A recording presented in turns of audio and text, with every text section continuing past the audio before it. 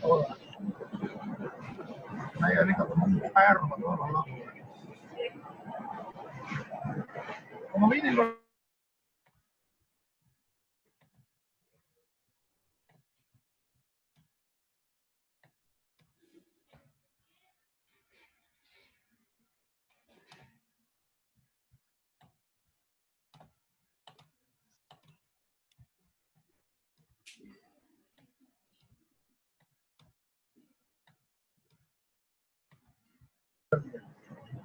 así que me haya visto con Marco de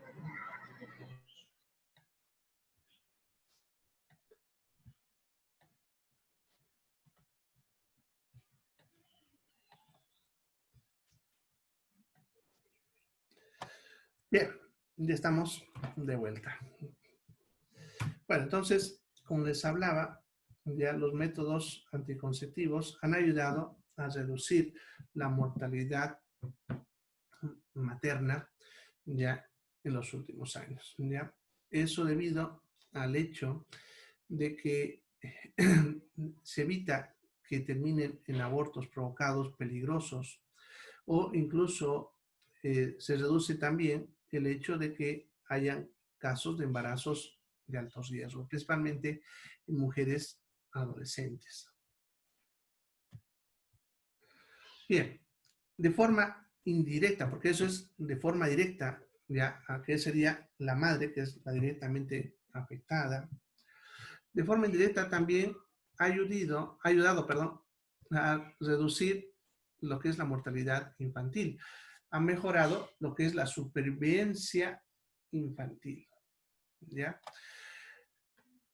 Debido ya a el hecho de que una madre que se embaraza de forma más seguida, ya, también incrementa el riesgo de muerte de los recién nacidos, ¿no? Los embarazos muy seguidos ya pueden generar también bajo peso al nacer o incluso muerte, ¿no? Eso porque el cuerpo de la madre no se ha preparado adecuadamente, necesita también cierto periodo de preparación y recuperación después de un parto para poder embarazarse nuevo, pero tiene que ver también con otros motivos más, no solamente el hecho fisiológico, sino aquí podemos hablar incluso de hasta de economía, ¿ya?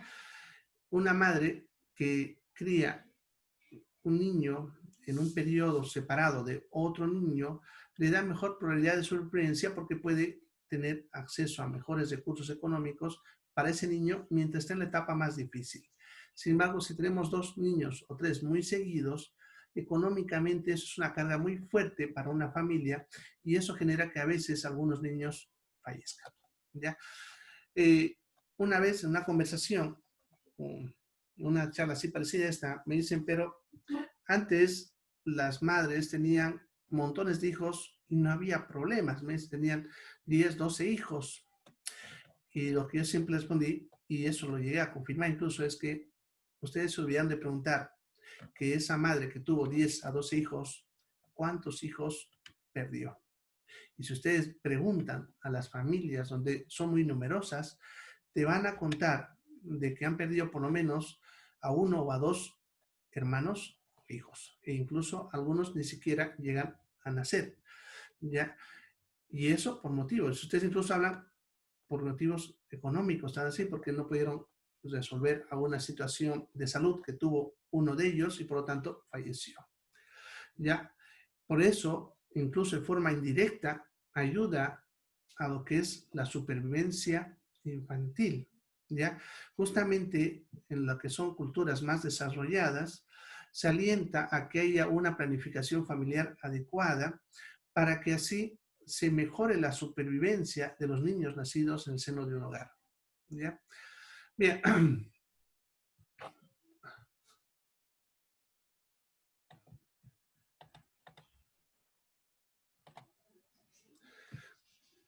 Ahora, también hay que tener en cuenta que durante la adolescencia siempre hay un mayor riesgo de resultados adversos. Eso debido a que una madre adolescente no está preparada ni física ni psicológicamente para recibir un niño. Hay muchos estudios que hablan al respecto, ¿ya? Las madres adolescentes están siempre en alto riesgo, ¿ya?, del embarazo, ¿ya? Y en la parte psicológica, la inmadurez incluso hace que la madre no llegue a criar adecuadamente al niño o incluso que los termine abandonando. No se alimente de forma adecuada, sea botada del hogar, eso genere que tenga una mala nutrición, los niños por lo tanto van a ser con bajo peso, prematuros, e incluso pueden fallecer, ¿no? ¿Ya? Entonces, por ese motivo también, de forma indirecta, también mejora la salud de la población adolescente, ¿ya? Mire, aquí un dato en Bolivia, que es lo que decía, que los últimos 5 años ha estado incrementándose bastante. ¿Y qué habrá pasado en esta pandemia, no?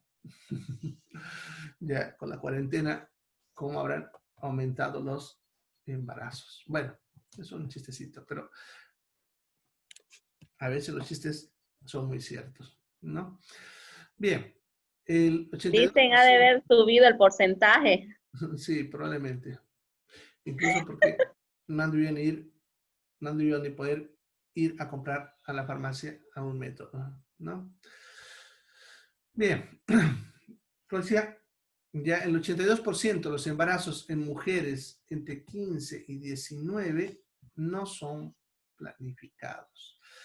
Este porcentaje va reduciendo conforme pasan los años. ¿Ya? En mujeres, aquí no tengo el dato, pero en mujeres que están entre los 20 y los 30, ya reduce a un 64%. Aún así, es un índice muy alto ya en nuestra cultura, ya de que estamos hablando de mujeres ya en edad adecuada para poder tener un hijo, ya, y aún así una tasa alta no son planificados, ya. Eso debido obviamente que aquí en Bolivia no hay una educación sexual integral, todavía hay ese tabú de no querer enseñar en los colegios, ya, o que el padre y la madre enseñen al niño, ¿no?, al niño sobre educación sexual y planificación, ¿ya? Bien. A ver, hay una pregunta del tiempo adecuado para tener otro bebé, ¿qué lapso recomendable para poder llegar a esperar a un niño otra vez? Bien, los tiempos demostrados que pueden ser adecuados para poder tener un siguiente hijo después de haber tenido uno es de 2 a 4 años, ¿ya? Yo suelo recomendar que sean 4 años, ¿ya? El cuerpo de una madre ya tarda en recuperarse por completo, por lo menos 2 años. Y eso depende mucho del tiempo de lactancia que haya dado al niño, ¿no? La parte muscular de lo que es la parte de la región pélvica, incluso depende del tipo de actividad física que tenga la mujer. Si es una mujer muy activa, el piso pélvico se recupera más rápido y requiere por lo menos 1 año como mínimo para recuperarse y poder trabajar de nuevo. En cambio, una mujer, como la mayoría, con actividades muy sedentarias, con muy poca actividad física, el piso pélvico tarda bastante en recuperarse por lo menos 2 años. Ya por eso se recomienda que por lo mínimo 2 años. Sin embargo, a ello le añado otros criterios, como les decía hace rato, con la parte económica, nutricional, etcétera, e incluso la parte del desarrollo psicológico y el apego del niño ya a la madre, por lo menos 4 años. ¿Ya?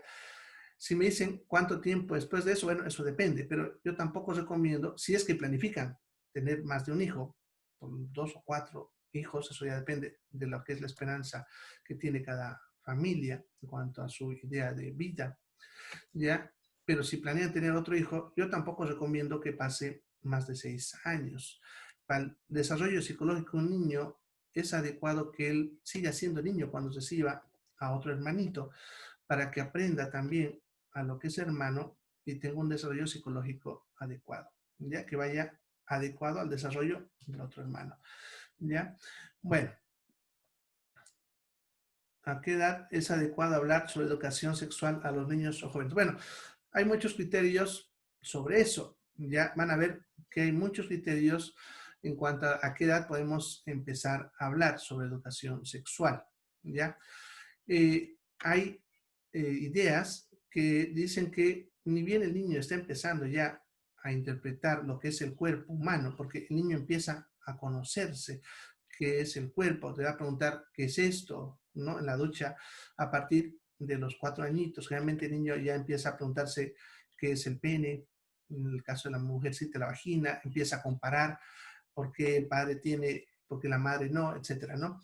Y entre los mismos niños, aunque ustedes no lo crean, y a espaldas de los padres, los niños se miran sus partes. Uno lo ve tal vez como un tabú, pero ellos tratan de ver por qué la niña es diferente del niño y viceversa. ¿Ya? Entonces ya ellos empiezan a analizar. Estoy hablando desde los 4 años. ¿Ya? Ahora, la madurez para entender qué es el sexo y su finalidad, porque ahí también es el detalle, ¿no? El entender qué es el sexo y cuál es su finalidad. Entender el placer. Ya nosotros nacemos con capacidad de sentir placer desde que nacemos, solamente que no lo interpretamos adecuadamente. Y un niño empieza a sentir, y por eso van a ver que se hurga sus partecitas, ya a partir también de los 4 años. Es la edad en la que empieza a desarrollar este tipo de ideas en él, ¿ya? Sin embargo, no entiende bien sobre por qué siente ese placer y a qué se debe hasta que empieza a experimentar en la adolescencia. En otras palabras, ya el desarrollo psicológico va a ir desde los 6 años, perdón, de los 4 años, hasta lo que es la adolescencia por completo, ¿no? Ahora, ¿en qué momento? Yo creo que eso depende mucho de la cultura de la familia y la cultura en la que va creciendo el niño. Ya, porque si estamos hablando de una familia con un nivel cultural elevado, donde el niño también genera curiosidad de forma sana, se puede empezar a hablar de sexo y lo que es educación sexual desde los 4 años, ya, desde que el niño entiende qué es el pene, la vagina, enseñarle para qué sirve. Obviamente con ideas más infantiles, no tan abiertas, pero de a poco ir metiendo la idea. En cambio, estamos hablando de familias donde el nivel cultural es mucho más bajo y darle una información a veces a un niño puede generar malinterpretación o conductas aberrantes, de repente esperar un poco la maduración mental de ese niño. ¿Bien? Entonces, es un criterio que se debe analizar, yo creo, de forma individual a nivel familiar, porque hay que entender también el pensamiento que tiene la propia familia en cuanto a lo que es el sexo, ¿no? Puede ser visto como un tabú y tal vez un niño que está en fase de curiosidad, tratar de hablar de esto puede generar más daño que bien, ¿ya? Entonces, yo creo que eso habría que analizarlo de forma individual, de forma familiar. Y en algunos casos, de repente, requerir opinión de un psicólogo de forma sana, ¿ya? Por si acaso. Bien, entonces, en cuanto a los efectos sobre la economía, y esto no solamente a nivel país, sino a nivel familia, ¿ya? Un crecimiento económico, ¿ya? Interesantemente tiene las dos líneas. Se ha visto que los países que tienen o han tenido, perdón, más desarrollo, también han sido los que han tenido mayor tasa de natalidad. Ya, veamos el ejemplo de los chinos. Los chinos se han convertido en unos países más desarrollados actualmente en el planeta, incluso compitiendo constantemente con grandes países como Estados Unidos y Rusia y otros, ya, y han sido países que han tenido una alta tasa de explosión poblacional, ¿no? Ya, en cambio, los países con bajos niveles de natalidad también retrasan su desarrollo. ¿Ya? Sin embargo, puede también ir hacia el otro lado. Países que tienen alta tasa de natalidad pueden también hacer que su desarrollo se retrase. ¿Ya? Entonces, todo dependerá de la política del país en cuanto a lo que es la distribución de ingresos y recursos, ¿ya? Y de la cultura de la población en cuanto a lo que es entender la necesidad de tener más hijos o menos hijos, ¿ya? Entonces, eso es a nivel Estado, población, a nivel familiar. Una buena planificación familiar siempre va a mejorar los ingresos económicos, ¿ya? Siempre, ya que no es lo mismo tener 3 hijos separados en 12 años, ya uno cada 4 años, por decirles, o puede ser un poco más, ya que tener los 3 hijos de golpe. Ya ustedes mismos de repente aún debió ver cómo se pelea bastante, aún en familias acomodadas, cuando los hijos vienen seguido. Ya peor si hay situaciones de salud involucrada. ¿Ya? Bien, fíjense, se ha visto que por cada dólar que se gasta en planificación familiar, esto es estudio de las Naciones Unidas, por eso se habla de dólares, por si acaso, se han ahorrado de 2 a 6 dólares. En otras palabras, una familia que planifica y gasta en planificación, estamos hablando de métodos anticonceptivos y tal vez hasta educación sobre esto, ya por cada boliviano ustedes quieren que ha gastado en eso, va a ahorrar 2 a 6 bolivianos, ¿no? Es un equilibrio económico y eso es importante hacerle notar a nuestros pacientes, a nuestra gente, ya que hablar de planificación no es solamente gastar, porque obviamente en el momento lo ven el gasto en cuanto a lo que es comprar las tabletas, comprar las ampollas, etcétera. Ya, sin embargo, a futuro les da mejor calidad de vida, ¿no? Por lo menos cuando hablamos de la parte económica, ¿ya? Bien, por lo tanto, todos los métodos nos dan beneficios económicos y a veces los métodos que aparentemente son caros inicialmente nos dan resultados mayores en tiempo, ¿ya? Por ejemplo, si ustedes usan un método de repente que es bastante costoso, pero se usa una sola vez cada 5 años, como los implantes o el DIU hormonal o la T de cobre, que de repente es un gasto más fuerte, pero es una sola vez cada 5 años, comparado con un método que de repente es más barato, pero tienen que comprarlo cada mes, ¿ya?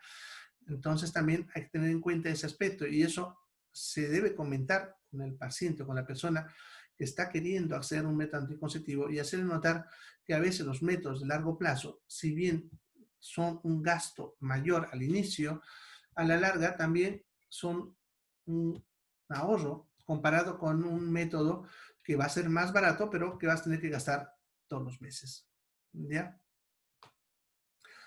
Bien. Y luego, bueno, aquí está algo de lo que les decía en cuanto al ahorro, lo que es el cuidado de un niño. Aquí son comparaciones que hace lo que es la Organización de las Naciones Unidas en cuanto a los gastos ya que tienen que ver en cuanto a lo que es el embarazo, la atención de parto, la atención de recién nacido, etcétera, ya, y que nos muestra que son una gran cantidad de gastos para la atención de un recién nacido y lo que cuesta criar a ese niño. Ya como ven, aquí incluso nos dice que una familia norteamericana, porque ellos lo han estudiado allá, aquí no tenemos ningún estudio formal sobre eso, ya van a gastar casi 235,000, estamos hablando de cuarta parte de $1.000.000 durante 7 años. Si nosotros equiparamos eso a Bolivia también es un tremendo gasto, ya se dan cuenta, entonces también es importante hacer notar. Pero hay que aquí también entender qué es lo que cada persona tiene como lo que es idea de vida. Porque nosotros podemos decir, es un gasto, pero para muchos tener hijos también es una inversión. Y no me refiero a que los van a explotar, por si acaso, sino a una inversión emocional. Ya, yo puedo tener como idea de vida tener 4 hijos y mientras yo no satisfaga esa idea, voy a sentirme que me falta algo. ¿Ya? Sin embargo, una persona, por ejemplo, con 2 hijos, ya se sentirá ya satisfecha en su vida y no querrá tener más hijos. Entonces, una persona que todavía tiene 2 hijos, pero quiere tener 4, decirle que es un gasto tener 2 hijos más, es algo que ellos todavía no lo van a interpretar porque ellos están viendo la inversión emocional que van a tener en 2 hijos más. Y eso es lo que también hay que entender, que no solamente es hablar de economía, sino también ver de lo que es la idea de vida que tiene cada persona. Bien, lo que es entonces sexualidad y anticoncepción. Ya en los últimos años se ha incluso estado hablando de lo que es los derechos sexuales, ¿no? La limitación del acceso al sexo incluso en adolescentes, ¿ya? Y eso ha cambiado incluso algunas ideas cuando nosotros como médicos hablamos con nuestros pacientes adolescentes, ya que antiguamente, por ejemplo, cuando un paciente adolescente se acercaba al médico a hablarle de algún método anticonceptivo o tratar de averiguar esto, lo que teníamos que hacer era decir que vuelva con su padre o su madre. Sin embargo, ahora eso ha cambiado. Actualmente, hablar de lo que es educación sexual ya, y lo que son métodos anticonceptivos en una persona adolescente entra dentro de lo que es su privacidad del adolescente y no hablar al padre o la madre a menos que hubiese riesgo de vida, ¿no? Ya, sin embargo, el derecho de los adolescentes a tener una información sobre sexualidad y métodos anticonceptivos sin necesidad de la intervención de los padres es un derecho obtenido por ellos. Y actualmente, cuando un paciente llega a donde un médico, él debe ofrecerle toda la información y orientación necesaria sobre la parte sexual y anticoncepción, ¿ya? Bueno, eso hablando de adolescentes, pero hay que tener en cuenta también lo que es el nivel cultural a veces en nuestros medios, ¿no? Yo me he topado con casos bastantes, al menos hace años cuando trabajaba bastante más en el área rural, ya, donde me topaba, perdón, con situaciones en la que a veces una mujer de 30 años, con toda la libertad de poder decidir sobre su cuerpo, cuando venía a hablar conmigo y yo le decía sobre los métodos, ella no tomaba ninguna decisión mientras no hable con su marido. Y muchas veces he tenido casos de que he recibido incluso maridos molestos que han venido a tratarme porque yo le eduqué a su mujer sobre educación sexual. Ya, o sea, enseñarles sobre métodos y esas cositas. Y no solamente en cuanto a lo que es cultura, sino creencias, ¿no? Y otros aspectos. Bueno, si os contara las historias que he tenido, me quedaría horas y horas hablando sobre eso. Bien, entonces es importante, por lo tanto, ya hablar sobre sexualidad, ya en cuanto a lo que son las personas, ya que acuden a nosotros, no solamente adolescentes, sino en todas las edades, porque nuestra cultura tiene, bueno, bastante deficiencia en cuanto a este aspecto, ¿ya? Bien, los métodos anticonceptivos, por lo tanto, nos van a permitir tener una vida sexual de manera más libre y satisfactoria. Y no, por si acaso aquí, antes de que me lo interpreten, porque la parte de religión siempre me interpreta, no estoy hablando de libertinaje y salir y tener sexo con quien sea, sino sentirse libre de poder explorar este aspecto propio de la vida y la naturaleza humana y poder estar satisfechos con esa vida sexual que tienen de forma, podemos decir, disciplinada, consciente, sana, ¿no? ¿Ya?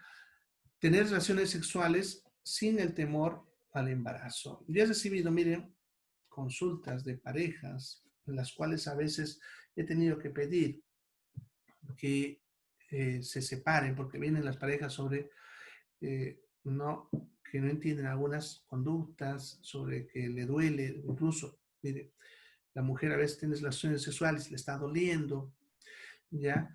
Bueno, y entonces he tenido que hablar con ellos aparte y a veces lo que pasa es que no es que les duela porque estén enfermas con alguna infección, sino simplemente que no llegan a excitarse adecuadamente y por lo tanto no lubrican la vagina y eso les puede generar dolor al tener relaciones sexuales.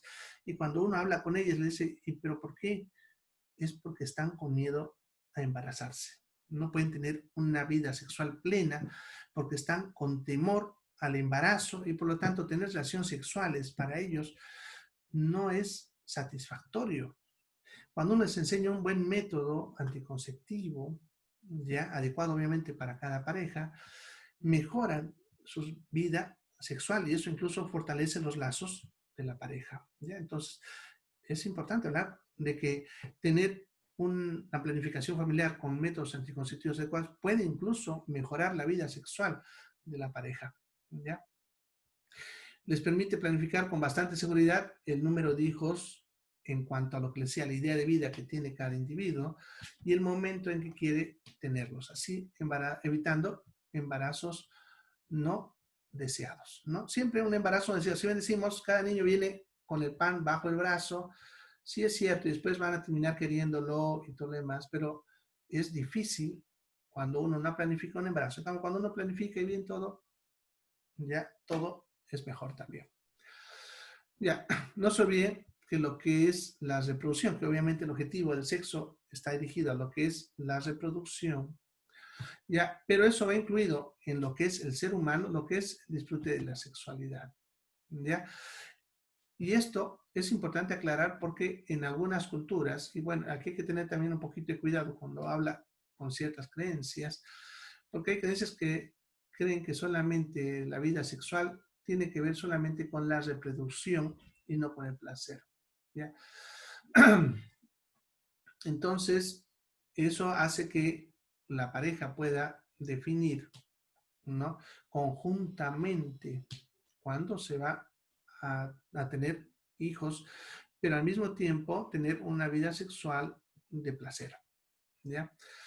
Mira, hay que tener en cuenta y también explicar a la gente que el embarazo no debe producirse nunca por una desinformación. Sin embargo, es lo que más pasa, ¿ya? Ya hecho de que pasa bastante en los adolescentes, como decíamos hace rato, ¿no? Hay que tener en cuenta que toda relación sexual, ya, incluso aún con métodos anticonceptivos, ya puede generar un embarazo, porque las relaciones sexuales, si bien el ser humano tiene que ver con el placer y el disfrute y parte de la vida, ya su objetivo desde el punto de vista biológico es que ocurra un embarazo, ¿no? Por eso a veces incluso me dicen algunos, a pesar de todo lo que hice, me embaracé, porque el objetivo de la sexualidad, desde el punto de vista biológico, es que ocurra un embarazo, ¿ya? Bien, no existe ningún método anticonceptivo ideal. Eso también hay que tenerlo bien claro. No hay métodos anticonceptivos ideales, ¿ya? Y creer que de repente si un método anticonceptivo le funciona muy bien a la amiga o al amigo, a la otra puede que no le funcione, ¿ya? Hay que entender que los métodos anticonceptivos ya pueden ser diferentes en diferentes momentos de la vida de una persona y eso depende mucho de la situación, del momento en el que está viviendo, la edad, circunstancias, etcétera. Puede que un método anticonceptivo funcione bien por unos años, pero luego sea necesario cambiar a otro método anticonceptivo, dependiendo de las circunstancias nuevas de vida que tenga esa persona, ¿ya? Y aquí es lo que hay que entender bien claro, es por ejemplo lo que pasa con los métodos anticonceptivos definitivos o quirúrgicos. Puede haber, por ejemplo, una pareja que ya hayan alcanzado su idea de hijos, pongámosle que ellos querían tener 2 o 3 hijos y ya los tienen y por lo tanto digan, bueno, vámonos a un método definitivo. Y de repente esa pareja apenas tiene 25, 26 años. Ya me van a venir a decir, quiero un método anticonceptivo. Perfecto. Ya tienes 3 hijos, pudiésemos aplicar ese método, pero no estás en la edad adecuada. Pero así, pero ¿por qué? Si, no. Porque puede ser que esa pareja no dure eternamente. Ya ustedes han visto cómo es la vida, ya.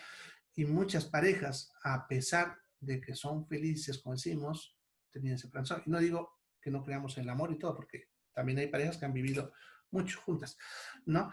Pero pasa. Y el problema está que de repente, si yo aplico un método anticonceptivo en esta persona, esta pareja joven, que de repente han alcanzado, de pronto, en unos 2 años más, se separan y cada uno vuelve a formar una familia y de pronto a esa persona le nace de nuevo el querer tener un hijo con esa nueva persona, ¿ya? Y por lo tanto, pues le digo que los métodos anticonceptivos no existen los ideales, sino depende de muchas características, la parte biológica, psicológica de la mujer, su educación incluso. Ya, si me dicen que es una persona disciplinada, le puedo de repente decir, bueno, tabletas, pero si es una mujer que de repente no sigue mucho disciplina, ya no tiene un nivel cultural adecuado, darle tabletas va a hacer que falle porque no tiene de repente esa cultura para tomar todos los días las tabletas, de repente de esa mujer es mejor otro método. ¿Ya? Entonces, hay que analizar cada caso en cuanto a esos aspectos. ¿Ya? No existe, por lo tanto, como les digo, un método anticonceptivo ideal. Eso les digo porque siempre me preguntan, ¿y cuál es el mejor método anticonceptivo? No hay un mejor método anticonceptivo. Hay un método anticonceptivo adecuado para cada mujer en cada momento de su vida y sus circunstancias de vida y no son definitivos porque pudiesen cambiar a otro método en otro momento de su vida. ¿Ya? Por lo tanto, cada mujer y cada hombre debe decidir en las distintas etapas de su vida qué método va a escoger de forma más adecuada a la situación en la que está viviendo en ese momento. Y van a ver que cuando yo les hable ya más adelante, en los siguientes sábados, de los diferentes métodos anticonceptivos, les voy a hablar sobre justamente estas características. Es decir, este es ideal para una persona soltera porque no tiene pareja definitiva, etc. Entonces, voy a ir hablando de estos puntos para poder ayudar a decidir a esa persona sobre qué método va a usar. ¿Ya? Como están viendo, estados de salud, condiciones personales, frecuencias de relaciones sexuales con penetración, etc. Son cosas que nos van a ayudar a definir qué método es el más adecuado, no el más ideal, el más adecuado para cada persona. Es importante, por lo tanto, hablar de todo esto para que la persona pueda tomar una decisión informada, ¿ya? Y es conveniente que un profesional sanitario, nosotros, que trabajamos en salud, guiemos a cada persona a tomar esa decisión en base a toda la información que nosotros hemos dado en cuanto a todos estos aspectos que vamos a ir hablando, ¿ya? Bien, otro punto clave cuando hablamos de anticoncepción, es importante que la persona que está decidiendo tomar un método anticonceptivo esté convencido de querer usar un método. Porque si una persona no está convencido de esto, por un motivo, por una idea propia, cultural, o que sí está queriendo todavía tener un hijo, está dudoso, es mejor educarlo hacia que tenga un hijo, ya porque de repente ese hecho que esté dudoso va a hacer que ocurra un embarazo no planificado. En cambio, si él está dudoso, de repente educarlo o guiarlo hacia que planifique más bien el embarazo, ¿no? Si está queriendo de repente, ¿no? No decirle no lo tengas, sino, bueno, tenerlo, pero prepárate para tenerlo. ¿Ya? Por eso es importante que la persona esté convencida, ¿ya? De que quiere usar un método. Ya, yo he tenido casos incluso de que personas que a veces no están convencidas, ¿no? Después vienen y te reclaman, ¿no? El hecho de que no se embarazaron después o no pudieron. Por ejemplo, lo que pasa con los inyectables.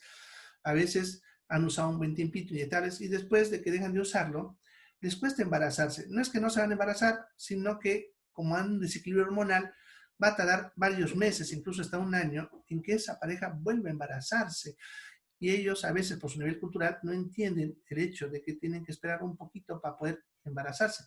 Y van a venir y te van a reclamar porque no estaban convencidos, ¿ya?